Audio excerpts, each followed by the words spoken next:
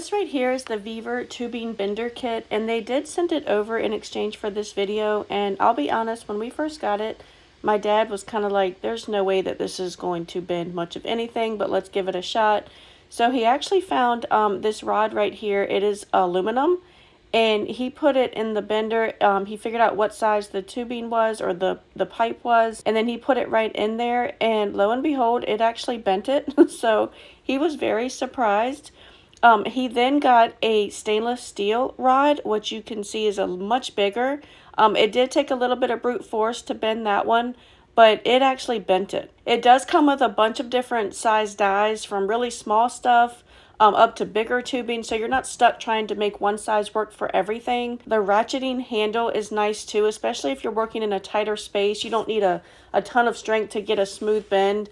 The stainless steel, I will admit, did use a little bit of strength, but he was so super impressed that it actually bent it.